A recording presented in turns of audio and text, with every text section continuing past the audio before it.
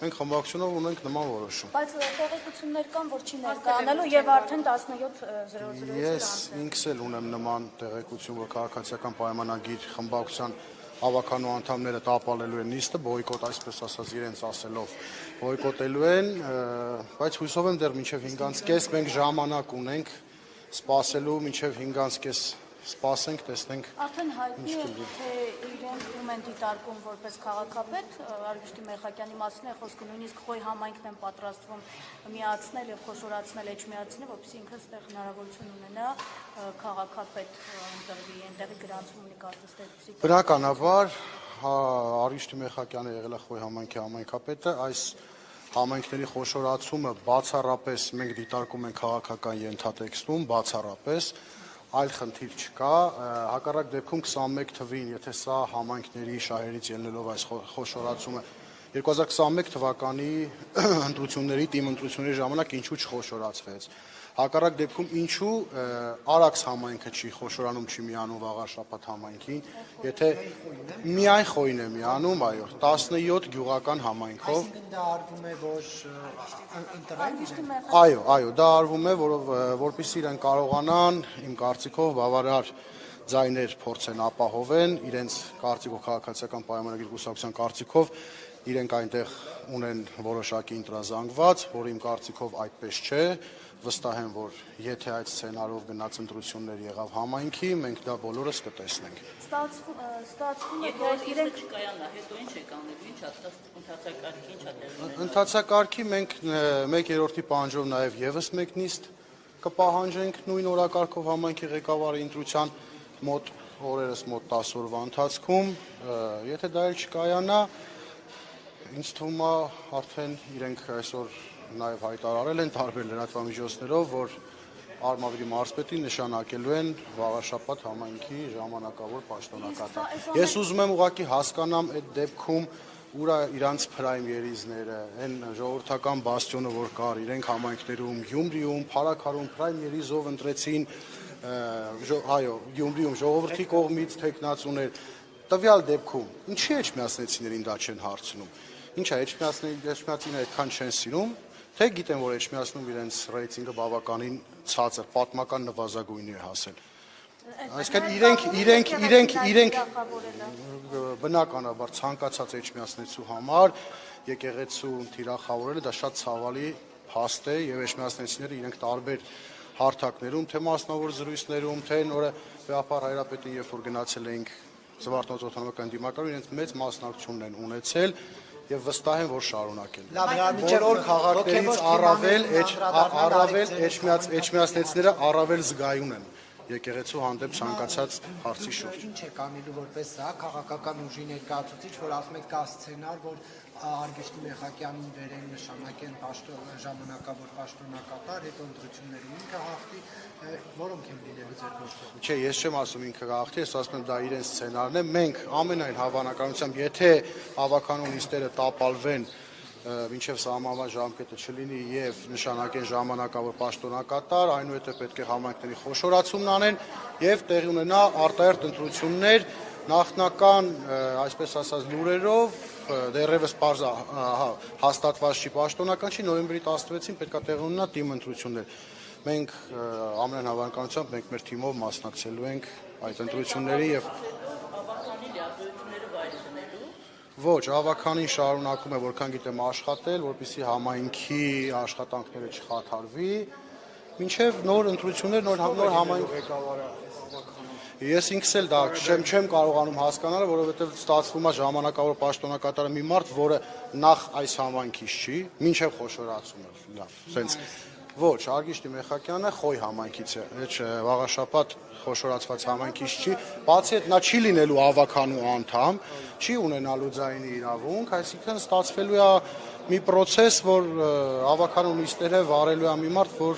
պարզապես կառավարության որոշումով ուղղակի նշանակված է։ Ոչ մի կապ չունի մեր համայնքի հետ։ Եթե պատկերավոր ասենք զավթելու են Էջմիածնի քաղաքապետարանը միջև ընտրությունները իրենց տեխնացույն անցկացնել։ Այո։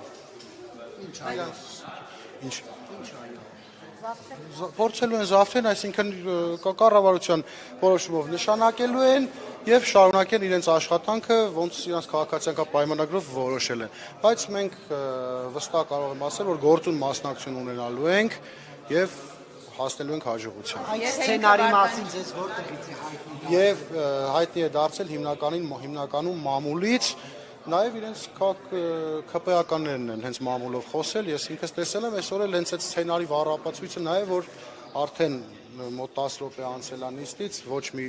ԿՊ-ի ավականի չի ներկայացել։ Եթե վարկանիշ չունի ԿՊ-ն Էջմիածին, ինչպես եք պատկերացնում, որ ընտրություններում կարող են Փորձելու են այս ընթացքում հին մեթոդներով առաջ գնալ, ասֆալտը եւ այլ։ Հիմա տեսեք, մեր քաղաքը կատեգոր խայտարակ վիճակի մեջ է, փողոցները քանդած եւ այլն, գործ չի արվում, քանդել են, որպեսզի շարունակեն բարեկարգեն, բայց այս բանին աշխատանքներ չի գնում։ Իմ կարծիքով սպասում են, որպեսզի իրենց ժամանակավոր պաշտոնակատարը գա եւ փորձի այդ ընթացքում, այո, սկսի աշխատանքները, այնտեղ կնկարվեն այդ աշխատանքների շուրջ, տարբեր այդպես սայթերով կգնան։ Խոշորացման պարագայում Ընդդիմադիր ֆրակցիաները այս պահին միավորված եք։ Այսպես ասած, այս բանին դες միավորվելու որևէ բան չկա, մենք իրար այդ համատեղ նիստ չենք արել, չենք քննարկել, բայց ընդհանուր այսօրվա նիստի կայացման համար, եթե եկել են մյուս հայրենատեր խմբակցության անդամները, կարծում եմ իրենք էլ կողմ են, որպեսզի նիստը կայանա, որովհետև սա Էջմիածնի ապագայի հարցն է։ Փաստացի ստացվում է, որ Էջմիածնի ԿՊ-ի ավականու անդամները իրենց չգալով այսօր որոշում են մեր քաղաքի ճակատագիրը։ խոշորացման պարագայում, տոկոսային հարաբերակցությամբ ձայները ինչպես կդասավորվեն ձեր կողմից։ Ճիշտն ասած, Եթե խոյեն միանա։ չեմ կարող այդ հարցին պատասխանել, բայց ըստ նախորդ ընտրությունների ընտրողների ցուցակով շաբաթ խոշորացված համայնքում մոտ 45000 ընտրող է, խոյում մոտ 21500։ Եղանակ չի ստացվում։ Եթե ձեր ներկայացած Ես վերջին ընտրությունները ուսումնասիրելով քվերն եմ տեսել, դարձել։ Այսինքն ընդդիմության միասնական գետնադրի մասին այս բանի վաղ է խոսել, ոնց հասկացա։ Իհարկե, ընդդիմության միասնական տեխնացի վաղ է խոսել, բայց մենք մեր թիմով ոնց որ 2021 թվականին ենք մասնակցել, ամենայն հավանականությամբ մենք լինելու ենք process-ների մեջ եւ ակտիվ մասնակցել։ Այդ թվում փողոցային պայքար կարող է այստեղ գեներացվել, Չեմ կարող որտեղ եթե իրենք իրենց տեխնացին ամեն ինչ անելու են, միջև ընտրությունները բերեն քաղաքապետարան, ինչպես է այդ դեպքում դիմակայելու։ Անջան, այդ հարցին այս բանի չեմ կարող պատասխանել, որովհետեւ դա կախված է նաեւ էջմիածնեցիներից, քանի մենք դեռ ունենք արխիվում ավականունիստներ, այդ հարցը չենք քննարկել։ Սևակ Խաչատրյան, Շաբաթ խոշորացված համայնքի Էջմիածին խմբակցության ղեկավար։ Իսկ որ կուսակցություն։ Ես մեր խմբակցությունը Էջմիածին դաշինքով ենք մասնակցել, Էջմիածին խմբակցությունն է Դաշինքում երկու կուսակցություն է, Դաշնակցությունը, Համերաշխություն կուսակցությունը։ Համերաշխություն կուսակցությունը։ Ոչ, ես դաշնակցական չեմ, ես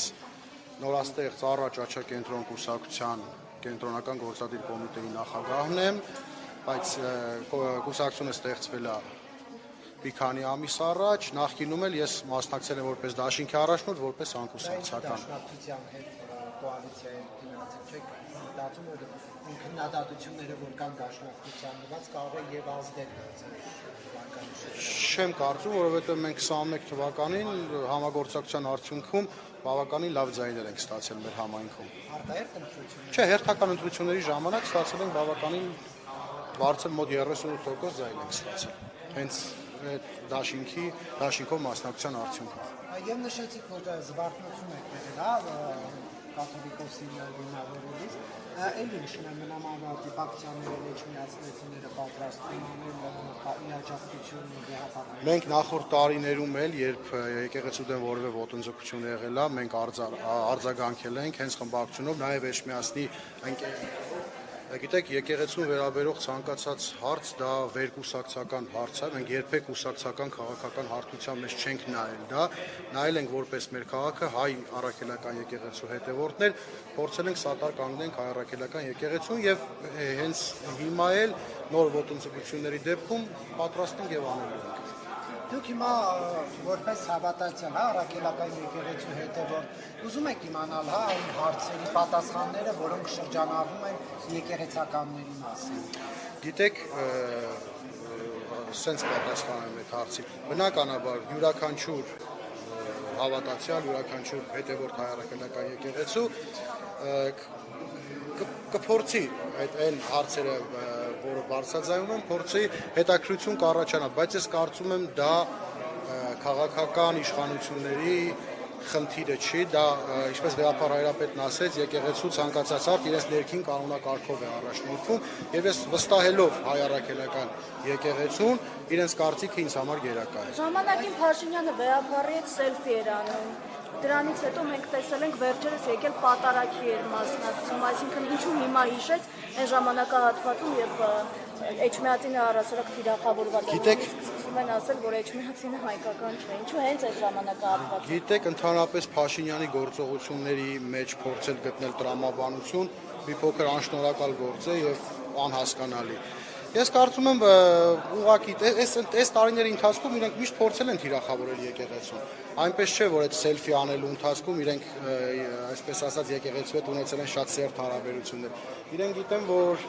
հայ առաքելական եկեղեցին միակ, այսպես ասած, կառույցն է մնացել Հայաստանի Հանրապետությունում, որտեղ դեռ ԿՊԱ-ականների ձեռքը չի հասել։ Չեն կարողանում թելադրել եկեղեցուն, չեն կարողանում իրենց քաղաքական շահերին ծառայեցնել։